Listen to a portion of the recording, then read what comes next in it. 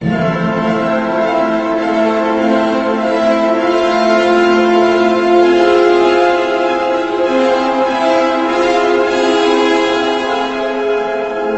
to Cut Studio bekerja sama dengan mempersembahkan Pelangi di Atas Gelagah Wangi. Pelangi di Atas Gelagah Wangi.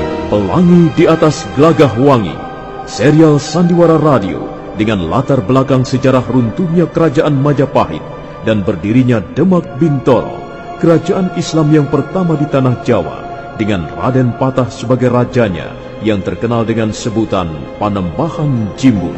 Pelangi di atas gelagah wangi, memberi cinta sedalam hati. Pelangi di Atas Gelagah Wangi, sebuah kisah yang mengungkap kedalaman hati manusia, sebuah perjuangan suci untuk menjadi muslim sejati. Kisah pergolakan batin seorang wanita agar memperoleh kebahagiaan dunia akhirat dengan bekal iman dan takwa, kesetiaan dan cinta. Pelangi di Atas Gelagah Wangi, naskah karya S. Tijab, teknik dan montase Kipot, Jus dan Indra Mahendra, dengan sutradara Haryoko. Resi Wiyasa duduk bersila di depan dua orang putrinya. Semula dia terkejut dan terpana melihat penampilan Endang Puspitasari yang jauh berbeda dengan sebelumnya. Tapi karena pengaruh usia serta pengalaman hidup yang matang, akhirnya Resi Wiyasa menyadari apa yang telah terjadi. Pasti Endang Puspitasari sudah menemukan jati dirinya sebagai seorang wanita, sudah berhasil menyerap ilmu Rikmasidi atau pukulan rembulan dingin, sudah memancarkan kecantikan dari dalam hatinya. Sementara itu, nampaknya Endang Kusumadewi masih tetap biasa-biasa saja. Bahkan gadis itu kelihatan lesu, kurang semangat, kurang bergairah, karena memang pikirannya masih tetap tertuju pada Empu Janardana. Kerinduannya belum menemukan obatnya. Anak-anakku Puspitasari dan Kusumadewi. Iya, ya Resi. Sejak semula sudah kukatakan bahwa aku hanya sekedar membukakan pintu. Kalian sendiri yang harus masuk pintu itu. Aku yang membukakan jalan. Kalian sendiri yang harus melangkah. Apapun hasilnya, itu tidak menjadi masalah. Oleh karena itu, Rikmasidi atau pukulan rembulan dingin adalah ilmu yang mendasarkan pada kebenaran hati nurani. Hanya orang-orang yang jujur, yang tulus serta ikhlas, yang bersih hatinya, serta jernih pikirannya yang mampu menyerap ilmu tersebut. Sepertinya saya gagal, Ayah Resi. Entah kenapa saya sangat letih dan mengantuk sekali. Saya tertidur sehingga biji-biji kecipir jatuh berserakan di tanah. Tidak apa. Usiamu masih sangat muda, Kusumadewi. Suatu saat nanti, jika kamu sudah benar-benar siap, kamu bisa mengulanginya lagi. Yang penting, pintu sudah kubuka. Kalau ada kesempatan, kamu bisa masuk dan selanjutnya mengalaminya sendiri. Oh ya, kamu bagaimana, Puspitasari? Saya menjalankan seluruh perintah Ayah Resi. Sepertinya tidak ada yang terlupa ataupun tercacat. Bagus. Aku senang mendengarnya. Yunda Puspitasari tidak tidur barang sekejap pun, Ayah Resi. Dan dia menghabiskan semua biji kecipir yang ada di kantongnya. Memang seharusnya begitu. Apakah itu berarti Yunda Puspitasari berhasil menyerap ilmu itu, Ayah Resi? Ilmu Rikmasidi atau pukulan rembulan dingin adalah ilmu yang bersifat pribadi. Kalau berhasil, nanti akan kelihatan. Demikian pula kalau gagal, akan nampak. Ya, baiklah anak-anakku. Sekarang kalian boleh istirahat. Selanjutnya kita semua akan hidup seperti biasa. Tidak ada yang berubah. Mudah-mudahan Dewata Agung selalu memberkati setiap tarikan nafas kita.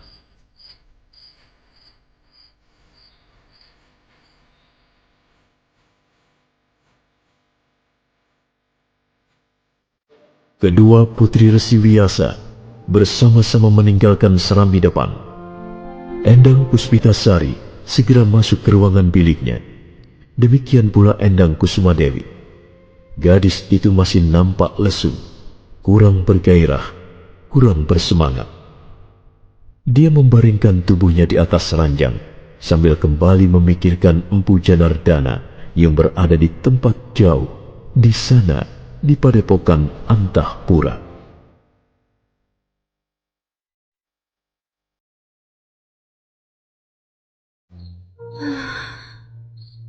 Aku sudah gagal. Setelah hampir sebulan lamanya mempersiapkan diri, akhirnya kandas di tengah jalan. Barangkali Yunda Puspitasari mengalami sesuatu yang lain. Tapi yang jelas, aku tidak memperoleh apa-apa. Kenapa akhir-akhir ini aku sering mengalami kekecewaan ya?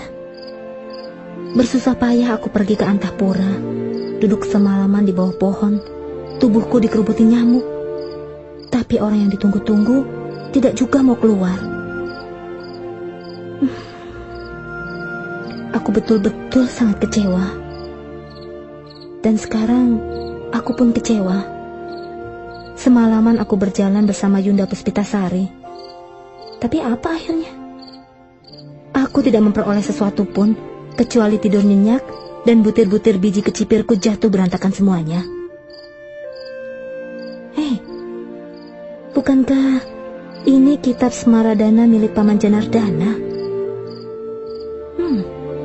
Aku lupa. Aku sudah meminjamnya dan lupa mengembalikannya.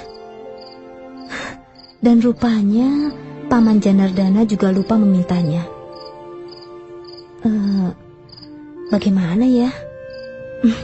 Coba aku akan memberitahu Ayah Resi. Kalau misalnya beliau menyuruhku mengembalikan kitab ini, tentu saja aku bersedia. Bagiku, Antahpura tidak terlalu jauh.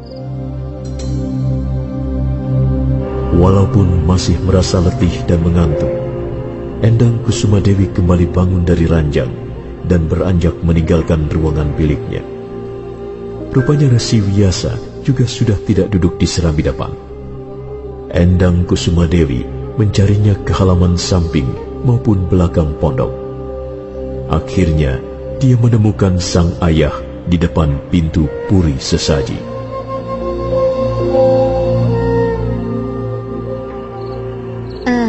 Ayah Resi, ini kitab Smaradana milik Paman Janardana ketinggalan. Ini kitab yang biasa dibaca anak-anak muda. Pasti Paman Janardana mencari-cari kitab itu. Harus segera dikembalikan, Ayah Resi. Ya, memang. Karena ini bukan milik kita. Sudah pantas kita mengembalikannya. Kamu kok belum istirahat? Wajahmu pucat, matamu cekung, dan tubuhmu layu. Kamu pasti letih sekali. Ayo, sana. Istirahat dulu. Kulihat pintu ruangan bilik kakakmu tertutup. Pasti dia sudah tidur nyenyak. Ayah Resi, kapan kitab itu akan dikembalikan? Kamu tidak usah ngurusi kitab. Biar nanti Rake Hambulu mengembalikannya ke Antahpura. Tapi Ayah, mungkin Rake Hambulu belum tahu jalan ke Antahpura. Kamu kok ribut-ribut soal kitab ini, ya? Sudahlah. Masa Rake Hambulu tidak tahu jalan ke Antahpura? Kalau dia tidak tahu, bisa bertanya pada orang-orang di jalanan. Masa tidak sampai ke Antahpura? Endang Kusumadewi nampak sangat kecewa. gadis itu melengos, kemudian meninggalkan ayahnya. Sementara Resi Wiyasa masuk ke puri sesaji. Kitab Smaradana dalam genggamannya.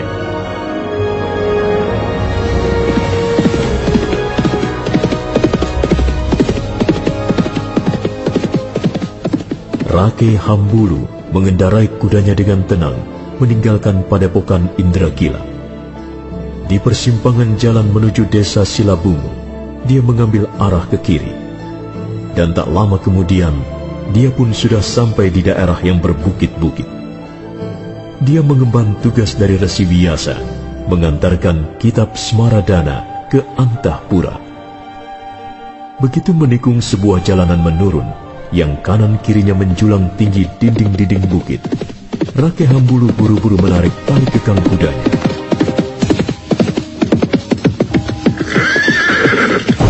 Dari atas punggung kudanya, Rake Hambulu melihat sosok tubuh seorang gadis yang sudah sangat dikenalnya dan seringkali menjengkelkannya.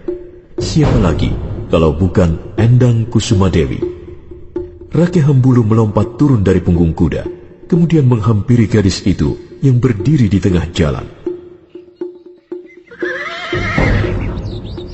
Nini Kusumadewi kok ada di sini? Hambulu, Iya. kau mau kemana? Ke Antahpura. Saya disuruh mengantarkan kitab Smaradana pada Tuan Cenardana. Biar aku saja yang mengantarkannya. Jangan ini. Nanti saya kena marah Bapak Resi. Saya yang disuruh dan saya pula yang harus mengerjakannya. Sebaiknya Nini Kusumadewi kembali saja ke padepokan. Enak saja. Apa hakmu menyuruh-nyuruh aku kembali ke padepokan? Sini, kitab Smaradananya. Berikan padaku. Biar aku saja yang akan mengembalikannya pada Paman Janardana. Sebab aku yang meminjam buku itu. Tapi saya yang disuruh Bapak Resi. Hambulu, kamu jangan seperti anak kecil, Hambulu. Kamu pasti senang ya pergi dari padepokan karena bisa melihat-lihat suasana di luar. Ayo sini, berikan kitab itu. Jangan ini, jangan. Kalau saya berikan kitab ini, terus saya bagaimana? Nini Kusumadewi ada-ada saja.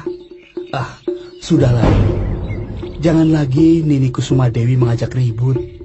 Ini soal kecil. Lagi pula daripada bersusah payah pergi ke Antahpura, mengapa Nini tidak istirahat saja di padepokan? Kamu jangan macam-macam, Hambulu. Atau, kamu ingin aku merebut kitab itu dari tanganmu? Kok Nini Kusumadewi malah ngajak rebutan itu bagaimana toh? Ya jangan. Biar saya saja yang ke Antahpura. Cepat, Hambulu, berikan padaku. Jangan ini. Berikan. Aduh Nini, jangan. Aduh, keras kepala kamu. Jangan. Kalau begitu, aku akan merebutnya.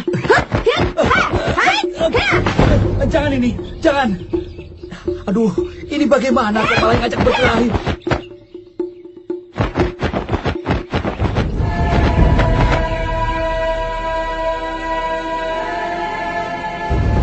Endang Kusumadewi langsung melancarkan serangan-serangan beruntun. Rake Hambulu sejenak kelabakan, tapi akhirnya dia mampu menguasai keadaan. Dia memang tidak boleh menganggap enteng ilmu kanuragan yang dimiliki putri gurunya. Bagaimanapun juga, sekalipun perempuan, Endang Kusumadewi juga adalah seorang pendekar. Gerakannya sangat lincah dan sigap. Maklum, dia berlatih ilmu kanuragan sejak masih anak-anak di bawah bimbingan langsung Resi Wiyasa. Setelah pertarungan beberapa jurus, gadis itu berhasil menepak lengan Rake Hambulu. Kitab Smaradana terpental ke udara dan buru-buru Endang Kusumadewi menyambarnya.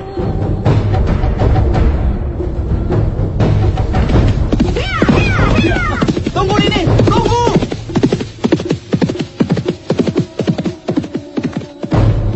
Wah, celaka. Dia berhasil merebut kitab itu. Bagaimana sekarang? Apa aku harus kembali ke padepokan? Pasti akan kena marah Bapak Resi Wiyasa. Nini Kusumadewi memang senang membuat orang susah. Ya, daripada kembali ke padepokan, lebih baik kususul ke Antahpura.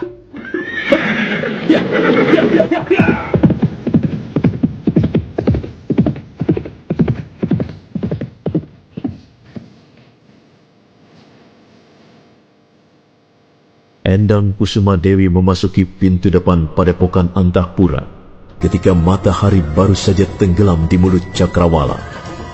Perlahan-lahan hari menjadi gelap. Gadis itu menambatkan kudanya di bawah pohon, dan seorang cantrik Padepokan bergegas menghampirinya. Rupanya dia Sugatra. Loh, ini Kusuma Dewi ya? Benar, Sugatra. Aku ingin bertemu Paman Janardana. Apa dia ada di pondok? Ada, Nini, ada. Tadi saya lihat beliau di belakang sedang memeriksa kandang ternak dan lumbung padi. Mari, Nini, silakan tunggu di serambi depan. Sebentar, Sugatra. Kalau dia sedang sibuk, jangan. Waro Kemang sore saja tolong dipanggil. Tidak, Nini. Justru dua-duanya tidak sibuk. Oh. Bahkan mereka pasti senang sekali melihat kehadiran Nini Kusuma Dewi di Padepokan Antapura. Sebentar ya, Nini. Sugatra bergegas menyeberangi halaman depan. Sebentar kemudian tubuhnya sudah lenyap di balik pondok sederhana. Endang Kusuma Dewi melangkah perlahan-lahan menuju serambi. Dia lalu duduk dekat tiang. Tiba-tiba hatinya serasa berdesir. Jantungnya berdegup kencang. Gadis itu tidak bisa mengucapkan sepatah pun ketika mendadak Empu Janardana sudah berdiri di sampingnya. Wah, sudah lama Kusuma Dewi. Benar-benar aku tidak pernah menduga akan kehadiran seorang tamu yang jauh. Tamu seorang gadis yang cantik rupawan. Paman, belum-belum sudah menggoda. Apa kau disuruh Kakang Wiyasa ayahmu? Ada perlu apa Kusuma Dewi? Kalau tidak ada perlu, mana mungkin aku jauh-jauh pergi ke Antahpura, Paman. Perlu penting rupanya. Tidak terlalu penting, Paman. Hanya ini, Paman. Aku mau mengembalikan kitab Smaradana. Oh iya, aku benar-benar lupa. Rupanya dulu kamu pinjam ya? Iya, Paman. Aku yang lupa. Seharusnya dulu kukembalikan sebelum Paman Janardana meninggalkan Padepokan Indrakila. Tidak apa. Tapi, apa kamu hanya mau mengembalikan kitab ini? Tidak ada perlu yang lain lagi? Tidak, Paman. Aku pergi ke Antapura hanya untuk itu. Untuk mengembalikan buku itu.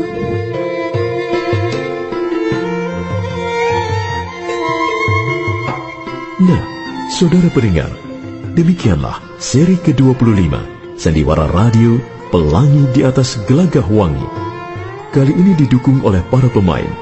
Ai sebagai Endang Kusuma Dewi, Ajeng sebagai Endang Puspitasari, Wit Hendra sebagai Resi Wiyasa, Herman Wijaya sebagai Rake Hambulu, Rifki sebagai Sugatra, Ferry Fadli sebagai Empu Janardana, dan Asdi Suhastra pembawa cerita.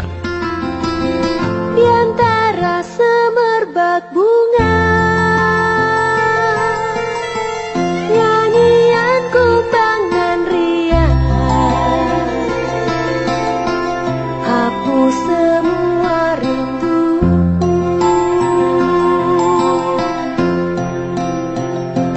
Pelangi di atas gelagah wangi,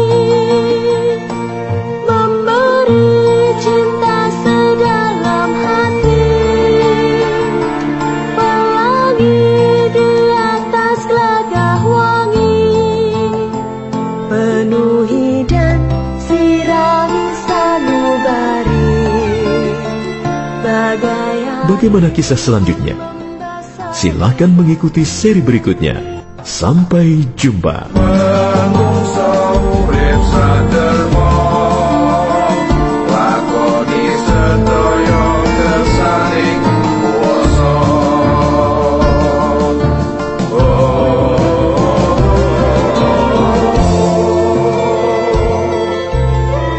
di antara semerbak bunga, nyanyian kumbang dan riang, hapus